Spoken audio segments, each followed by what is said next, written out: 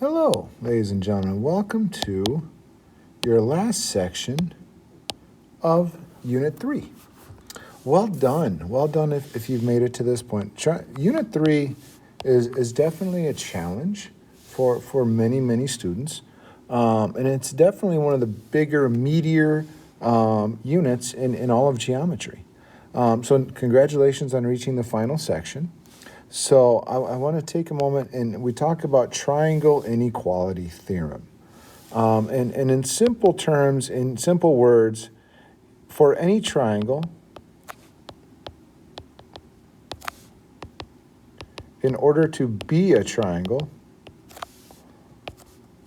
any two sides has to be bigger than a third. Okay? Or has to be bigger, maybe not a third, but the third. So what that means is that any two sides of a triangle, okay, when I add them, all right, when I'm talking about addition here. Any two sides has to be bigger than a third. And that's kind of the basic concept that we're going to explore here a little bit. For any triangle, any two sides has to be bigger than a third. So this is kind of what we're saying. And here it is again in words. The sum of any two sides of a triangle must be greater than the length of a third side. So let's think about this. Let's consider this. Why does this work? Why is this true? Well, let's consider something. Say I had, I don't know, 3 pieces of string, and I had a piece of string that was 2 feet, and I had a piece of string that was 3 feet, and then I had a long piece of string that was 10 feet. Could I make a triangle with those? And the answer, if I lay down the 10-foot piece. Then I lay down the 2-foot piece over here, and I lay down the 3-foot piece over here. Does that make a triangle? Well, no, okay, because these 2 points are never going to be able to meet. Even if I laid them down right on top of the 10-foot, they're still not going to reach. Okay, they're still not going to reach. Even if I had, let's say, even if I had 2 5-foot pieces. Okay, even if I'll do the 5 pieces down here. Even if I had 2 5-foot pieces, I could get very close, but they're not going to touch. Even if I laid them down right on top of the 10-foot piece or laid them right next to the 10-foot piece, that still would not be a triangle. Okay, that would just be 2 pieces of string laying on top of another piece of string that's bigger. That's all it would be. So that's kind of the idea that we're dealing with here. Okay, so that any two sides has got to be bigger than a third in order for a triangle to exist. Okay, otherwise I don't have a triangle. Okay, so that's the idea that we're toying with here. Okay, so can you form a triangle with the given side length? So now, how do I test? Well, I've got to, if I consider a triangle has A, B, C. Well, then I have to look, is A plus B bigger than C? Is B plus C bigger than A? And is A plus C bigger than B? So basically, I have to look at the combinations, and it doesn't take very long to say yes or no. So, for number 1, is 8 plus 15 bigger than 17? Obviously, that's a yes. Is 8 plus 17 bigger than 15? Obviously, that's a yes. Is 15 plus 17 bigger than 8? That's a yes. So I can say yes here. So all I'm looking at is my combination. So for number 2, is 6 plus 8 greater than 14? Aha, take a look. 6 plus 8 equals 14. Well, is 14 equal to 14? Yes, but is 14 greater than 14? No. Okay, that tells me right there that this is not going to be a triangle. Okay, that doesn't work. This combination needs to be bigger.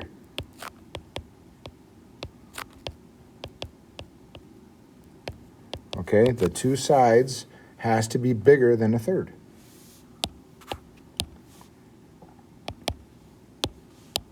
So here, 6.8 plus 7.2, that's pretty obvious, bigger than 5.1. That checks.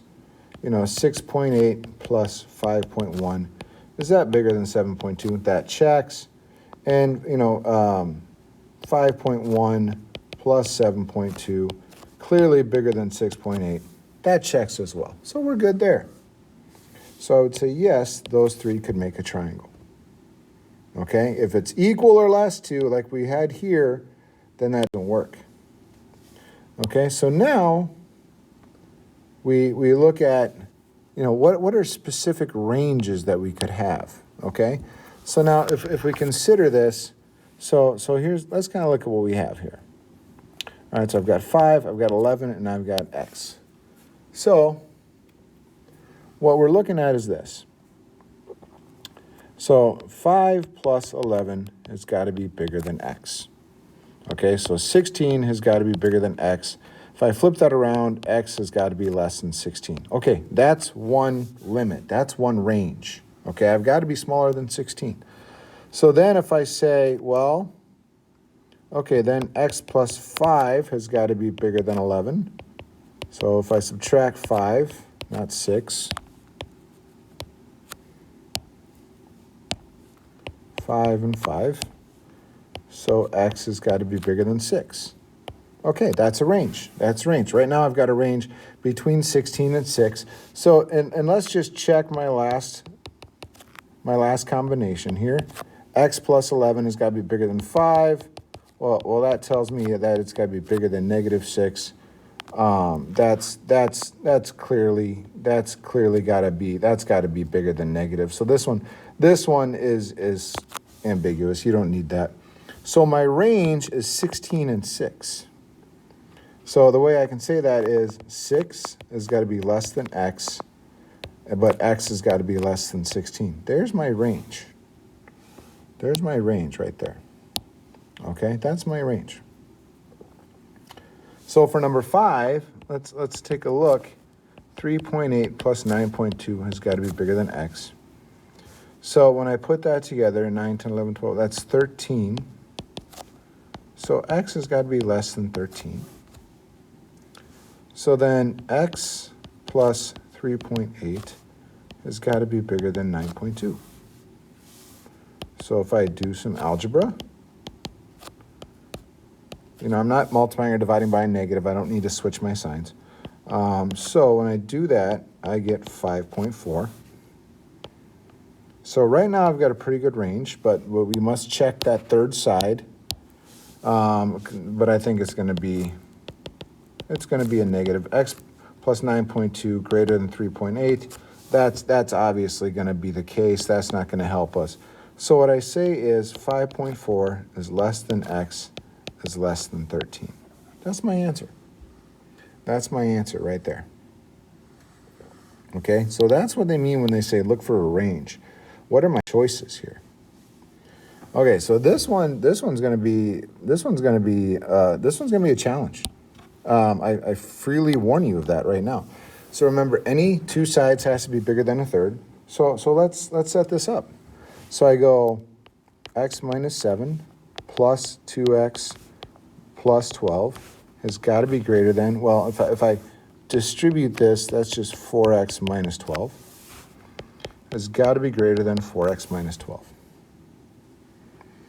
So that means simplifying 3x plus 5 is greater than 4x minus 12.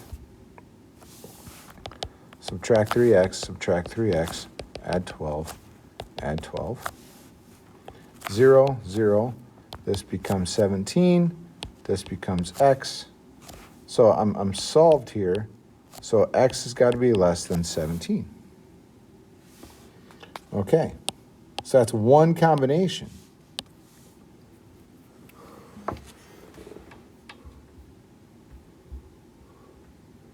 Okay, that's one combination.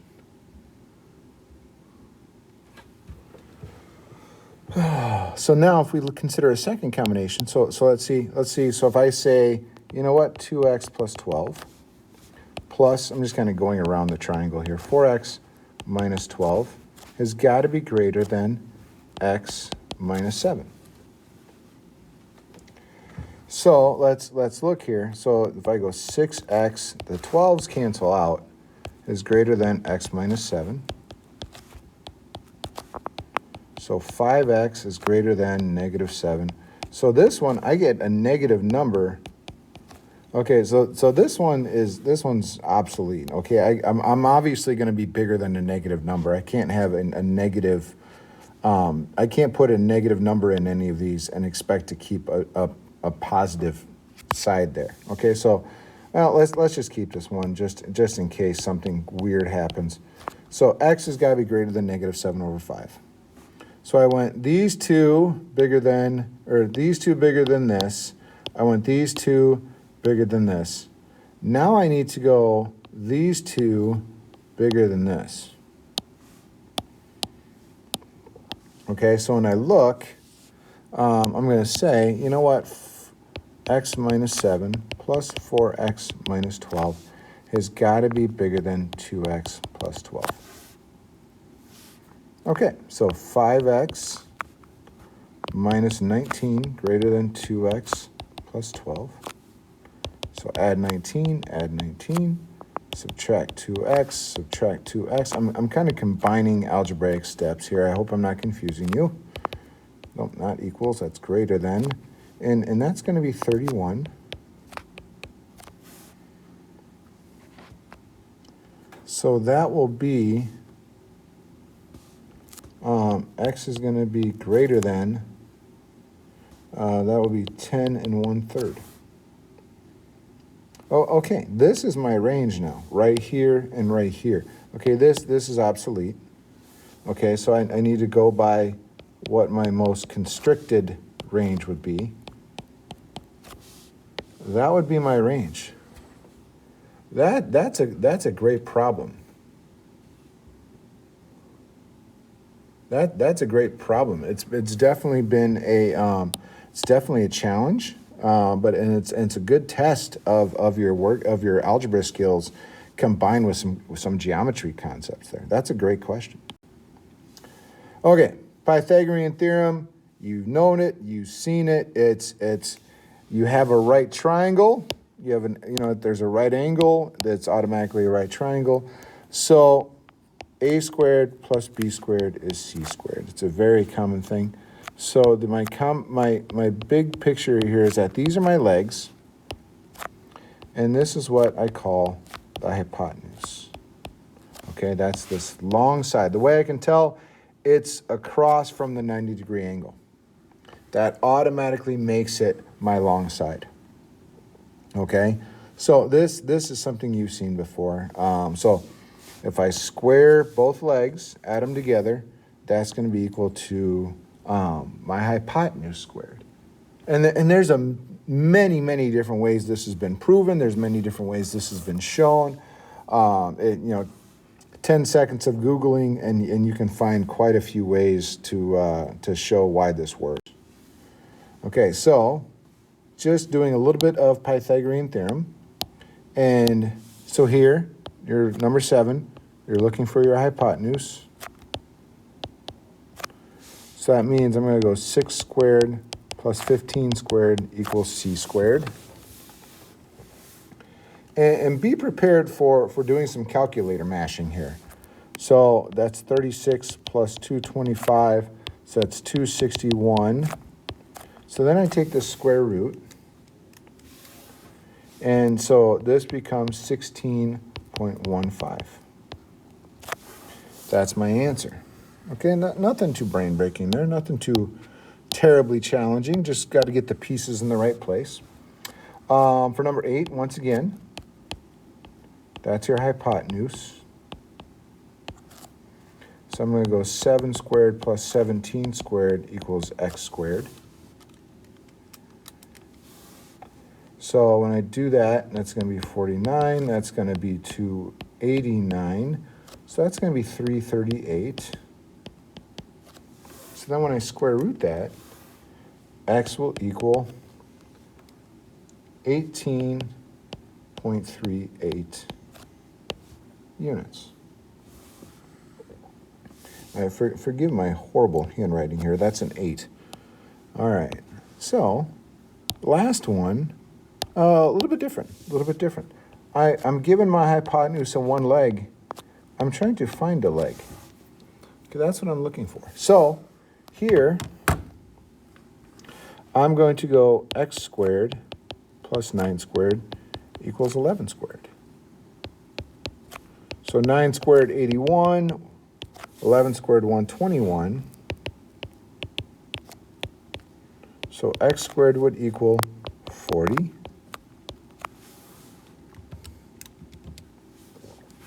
So x will equal 4.28. And that answer should make sense. A lot of students, and this is kind of the wrong way to do it. A lot of students, the wrong way, will automatically go 9 squared plus 11 squared equals x squared. So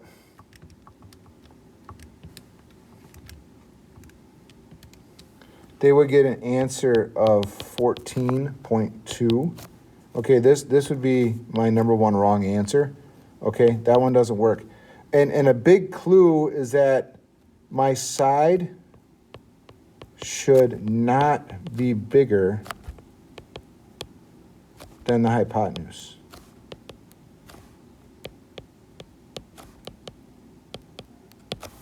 Okay, this leg should not be bigger than my hypotenuse. Okay, that's just kind of a good mental check. If I know I'm looking for a leg, but somehow I get an answer bigger than a hypotenuse, I did something wrong. So Damon's locked out of the house. Happens to the best of us. There's only one open window. It's 12 feet off the ground. He needs to borrow a ladder from a neighbor. He must place a ladder 5 feet from the house, for stability purposes. This is a 12-foot window. How long does the ladder need to be? Well, this is merely a right triangle, where that is 5 and that is 12. So it's merely a 5 squared plus 12 squared equals, we'll use L for the ladder here. So that's going to be L squared. I use the cursive L. So that'll be 169. And some of you may recognize that works out perfectly to 13. Okay? And I knew what it was, and I knew it was going to 5, 12, and 13. They are what's called a Pythagorean triple. And all that means, a Pythagorean triple is three numbers, three whole numbers, three integers that work in Pythagorean theorem. Okay? One of the simplest ones is like 3, 4, and 5. Okay? And you don't need to know all of these.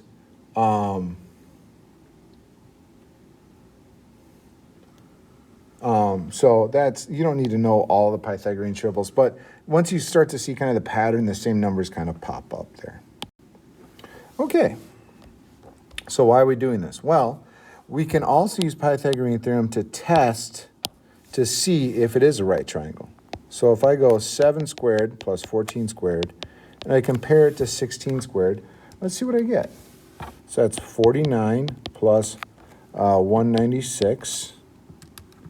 And that's 256 for 16 squared.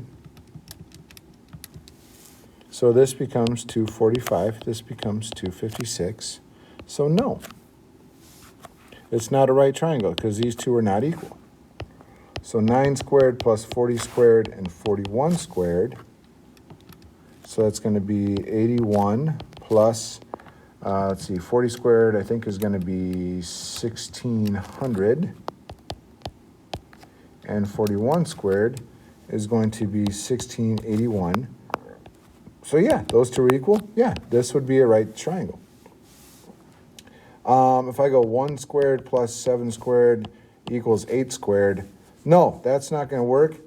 And honestly, this is not even a triangle. 1 plus 7 is not bigger than 8. Is not bigger than 8. That's false. So that's not a triangle, let alone being a right triangle. So that's not a triangle at all. Okay, so that's just one of the ways that we can use the Pythagorean theorem to help us out here. Okay, all right, so after you get to work on the 3.6 assignment and the quizzes, and then you're working on your review. Okay, so make sure that you're working hard and that you understand all these concepts. I look forward to answering your questions.